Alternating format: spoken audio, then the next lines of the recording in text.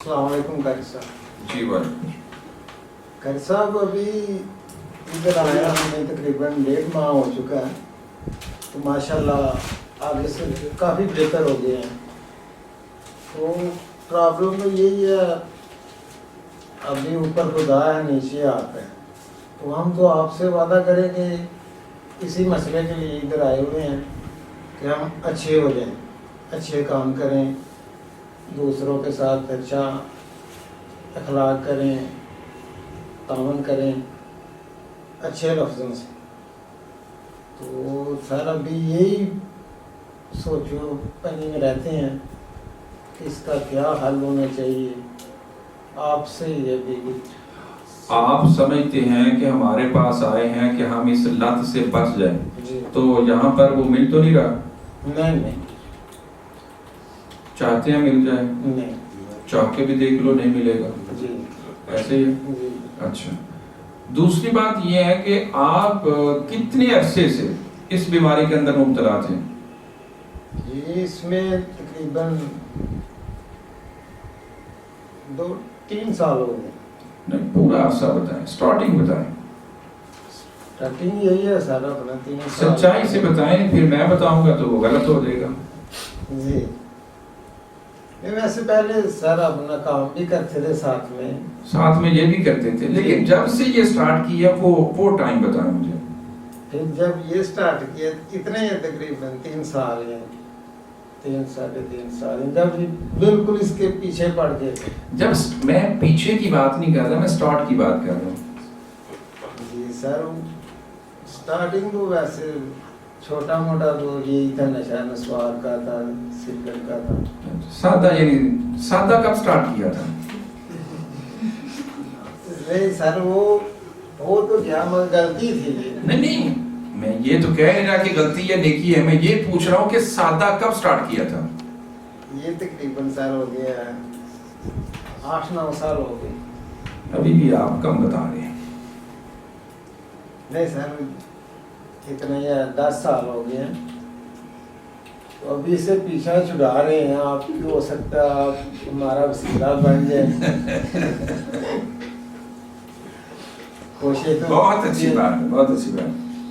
اب دیکھیں, چونکہ جی ہم ایک فیملی ماحول میں بیٹھے ہوئے ہیں, آپ میرے اسٹوڈنٹ ہیں تو میرا حق ہے آپ سے پوچھنا, اور آپ کا حق ہے مجھے بتانا, لیکن سچ بتانا اور سچ پوچھنا یہ حق ہے.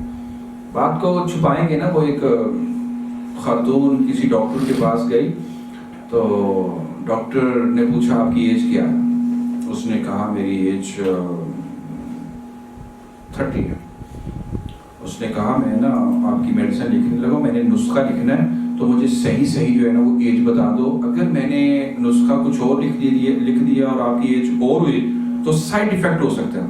اس نے کہا ڈاکٹر صاحب آپ نا 38 سال کر لیں. اس نے کہا ٹھیک ہو گیا. پھر اس نے 2-4 منٹ گزارے, پھر اس نے کہا کہ میں آپ کا نسخہ لکھنے لگا ہوں, مجھے صحیح سے اپنی ایج بتا دو, ادروائز سائڈ ایفیکٹ ہو سکتا ہے. اس نے کہا سچی بات یہ کہ میری ایج 45 ہے. اس نے تیسری مرتبہ پھر وہی بات کہی. اس نے کہا مجھے سچی بات بتا دو, میں نے نسخہ لکھنا ہے تو میڈیسن کہیں غلط نہ لکھ دو. اس نے کہا سائڈ ایفیکٹ نہ ہو جائے, کوئی مسئلہ نہ ہو جائے. ڈاکٹر صاحب سچی بات ہے میری نا 50 ہے. جب ڈاکٹر نے چوتھی بار پوچھا نا, اب یہ ہوتے پائے میں مر جاؤں, جو مرضی ہو جائے, میں نے اپنی عمر نہیں پڑھا. اس نے کہا لکھ دے, میری موت لکھ دے بس. کچھ معاملہ ہمارا بھی ایسا ہی. اچھا جی, اب یہاں پر یہ میں نے مثال اس لیے دی ہے کہ ہم جھوٹ بولنے سے باز نہیں آتے. یہ بھی ایک بیماری ہے, یہ بھی ایک بیماری ہے. یہ میں ایک دوست بھائی کی بات نہیں کرتا, یہ معاشرے کی بات کر رہا ہوں. جس چیز کو ہم نے لیا تھا نا, میں نے ایک سوال کیا کہ سادہ کب سٹارٹ کیا. لوگ کہتے ہیں جی میں سادہ سگریٹ پینا. یہ بڑی اہم بات میں آپ کو بتاتا ہوں. مجھے بتائیں کوئی بھی سگریٹ سادہ ہوتا ہے؟ کوئی بھی سگریٹ, کیپٹن ہو, گولڈ لیف ہو, مارون ہو, مجھے تو سارے نام بھی نہیں آتے, خیر اللہ کرے نہ ہی آئے, نہ ہی یاد ہو. تو یہ سادہ ہوتا ہے؟ جو کیپٹن پیتا ہے وہ گولڈ لیف نہیں پیتا، جو گولڈ لیف پیتا ہے وہ ماربل نہیں پیتا، جو ماربل پیتا ہے وہ کوئی اور نہیں پیتا۔ یہ کیا ریزن ہے؟ کبھی سوچا آپ نے؟ اس کے اندر ایک لیکوڈ ہے، اس کے اندر ایک نشہ ہے، اس کے اندر ایک ٹیسٹ ہے، اس کے اندر ایک وہ چیز ہے۔ تو ہم کہتے ہیں ہم سادہ لیتے ہیں، یہ سادہ نہیں ہے، یہ بھی ایک نشہ ہے جس کو ہم نے سادہ سادہ کر کے لیا۔ اچھا مجھے بتائیں بعد میں ہم نے کیا کیا؟ بعد میں جس نے چرس کے نام پہ اس کے اندر کچھ ڈالا تو اس نے وہ آلٹریشن کی ہے نا، کہ جو کمپنی نے چیز بھیجی تھی اس نے اس کو نکالا اور اس کی آلٹریشن کر کے خود سے کوئی چیز ڈال دی، تو کیا پھر اس کی سادگی ختم ہوگی؟ پھر لوگ کہتے ہیں نہیں جی وہ میں نے نا کالا شروع کر دیا۔ اچھا جی، وہ پھر جب اس کا ٹیسٹ بڑھا پھر کسی نے وہ وائٹ شروع کر دیا، پھر کسی نے جناب اور شروع کر دیا۔ یہ چرس، یہ پاؤڈر، یہ شراب، یہ جتنی چیزیں ہیں ایک بھی سادی نہیں ہے۔ جس نے سگریٹ پیا، جس نے نسوار کا، اب لوگ جی نسوار سے کیا فرق پڑتا ہے؟ ایمانداری سے بتائیں، اگر کھانے سے فرق نہیں پڑتا تو نہ کھانے سے کیا فرق پڑتا ہے؟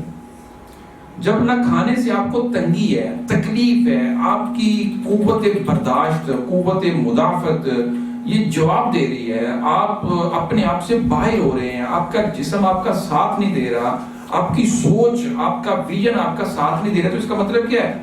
کہ وہ سادی نہیں ہے، وہ نسوار بھی سادی، اس کے اندر بھی وہ چیز موجود ہے۔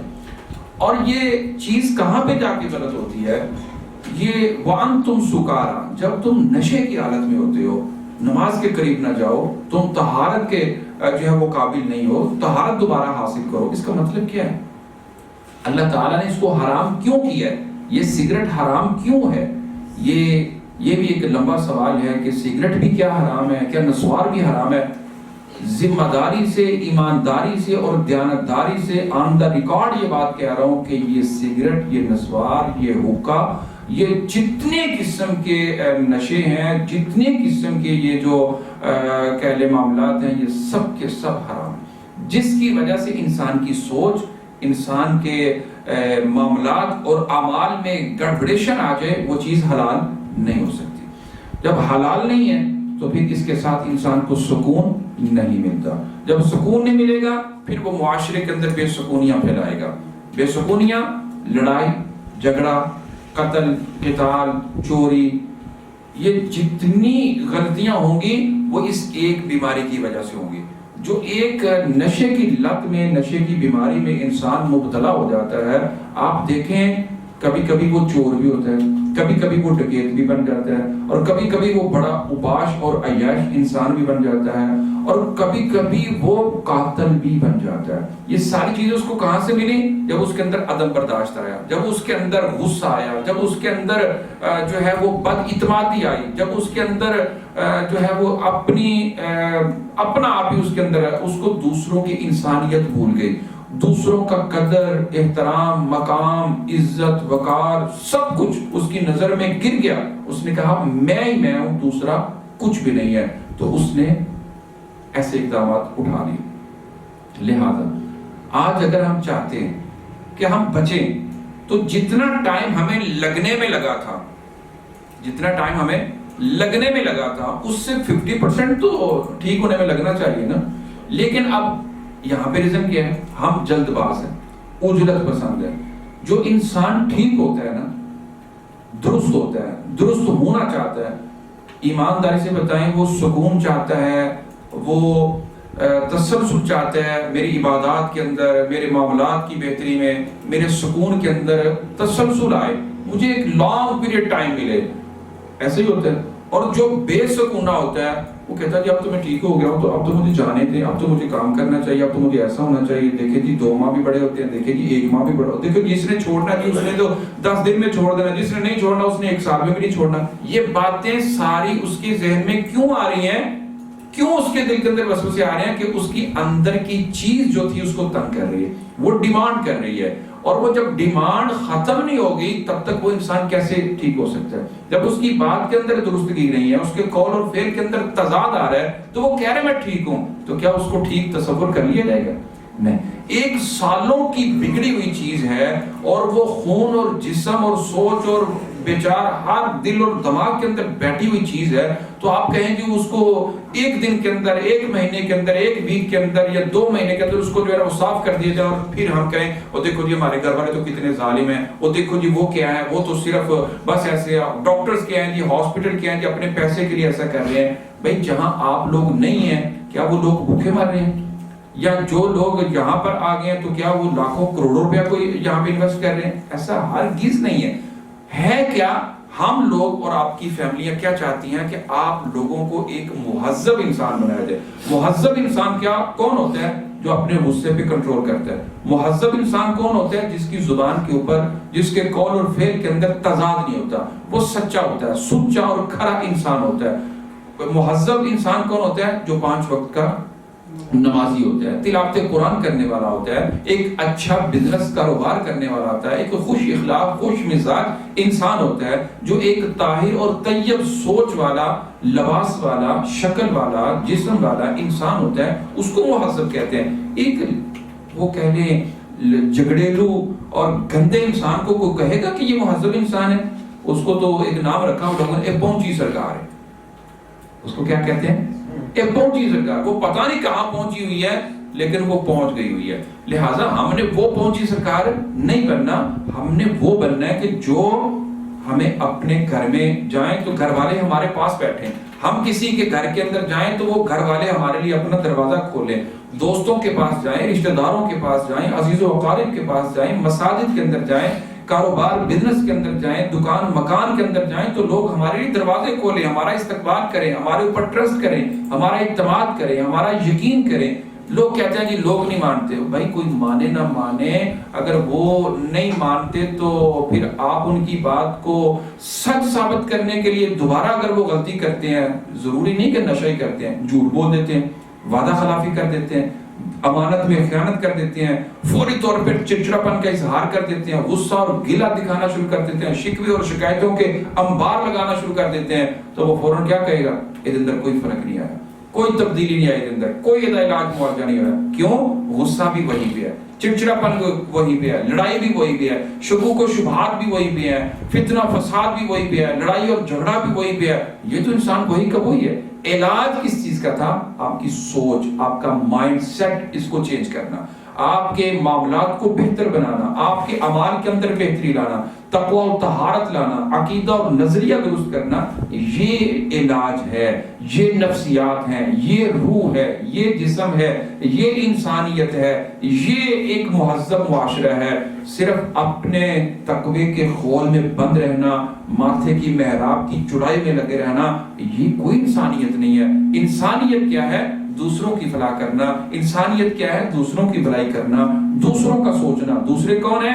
میری ماں دوسری ہے، میرا باپ دوسرا ہے، میرا بھائی دوسرا ہے، میری بہن دوسری ہے، میری بیوی، میرے بچے یہ دوسرے ہیں، میں ایک ہوں، وہ دوسرے ہیں۔ ان کا سوچنا، ان کا خیال کرنا، ان کی نگہبانی کرنا، ان کی حفاظت کرنا، عزت اور آبرو اور مال اور جان، یہ سارے معاملات کو بہتر بنانا، یہ انسانیت ہے۔ جس کے اندر یہ آ جائے، ایمان سے بتائیں، کیا اس کو کوئی کہے گا یہ پاگل ہے؟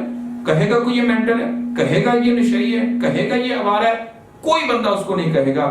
سب لوگ کہیں گے ایک کامیاب انسان ہے، جس نے ایک کفیل نے پورے گھر کو سنبھال کے رکھا ہوا ہے، اس ایک انسان نے سب گھر والوں کو کامیاب اور کامران بنا دیا ہے، ایک انسان نے اتنا بزنس سنبھال کے رکھا ہوا ہے، وہ یہ بھی کرتا ہے، وہ یہ بھی کرتا ہے، وہ یہ بھی کرتا ہے۔ ہاں کیا کرتا ہے؟ نماز بھی پڑھتا ہے، تلاوت بھی کرتا ہے، دکان پہ بھی جاتا ہے، کھیت کھلیان بھی چلاتا ہے، اچھا بزنس بھی کرتا ہے، منافع پرافٹ بھی لاتا ہے۔ ہاں کیا نہیں کرتا؟ لڑتا بھی نہیں ہے، جھگڑتا بھی نہیں ہے، کبھی اس کی شکایت نہیں ہے، کوئی گیلا نہیں ہے، کوئی سادہ، کوئی پیتا نہیں ہے، کہیں بھی بری مجلس نہیں ہے۔ یہ ایک مہذب انسان اور کامیاب انسان ہوتا ہے۔ اور اس طریقے سے آپ اپنے آپ کو، اپنے گھر والوں کو، اور سب سے بڑھ کے اپنے رب کو، اپنے الہ کو جو ہے نا وہ مطمئن کر سکتے ہیں۔ اور وہ اللہ جب انسان پر مطمئن ہو جاتا ہے تو وہ پھر مرنے کے وقت بھی کہتا ہے، یا ایتھا النفس المطمئنہ ارجعی الی ربک راضیۃ مرضیہ فادخلی فی عبادی وادخلی جنتی۔ ادھر سے انسان کی روح نکلتی ہے، ادھر سے رب جنت کے دروازے کھول دیتا ہے۔ ادھر سے انسان اس دنیا کو چھوڑتا ہے، اس قبر کو بھی اللہ جنت کے باغوں میں سے ایک باغ بنا دیتا ہے، کیونکہ وہ رب راضی ہو جاتا ہے۔ آپ رب کو راضی کرنے سے پہلے اپنی ماں کو راضی کریں، اپنے باپ کو راضی کریں، بہن بھائیوں کو راضی کریں، معاشرے کو راضی کریں اور رب کو راضی کریں ساتھ۔ ان دونوں کو ایک ساتھ لے کے چلیں، اللہ کو راضی کریں گے، اللہ تعالیٰ لوگوں کے دلوں کے اندر آپ کی محبت ڈال دے گا۔ لوگوں کو راضی کریں گے، ان کے دلوں سے آپ کے لیے دعائیں نکلیں گی، اللہ تعالیٰ آپ سے راضی ہو جائے گا۔ یہ دونوں چیزیں لازم و ملزوم ہیں۔ صرف آپ عبادات کے اندر لگے رہیں، معاملات کی خرابی رہے، کبھی بھی کامیاب نہیں ہو سکتے۔ اور اگر اللہ تعالیٰ کی عبادت چھوڑ کے آپ معاملات بہتر کرتے رہیں اور حقوق اللہ کو چھوڑ دیں، پھر بھی کامیابی نہیں ہے۔ اعمال اور معاملات دونوں کو ساتھ لے کے چلنا اور دونوں کو بیک وقت بجا لانا، یہ ایک کامیاب اور کامل اور اکمل اور مکمل انسان کی نشانی ہے۔ مجھے امید ہے کہ آپ انشاءاللہ ایسا کرنے کی کوشش کریں گے۔ انشاءاللہ۔ جی تسلی ہوئی ہے یا مزید؟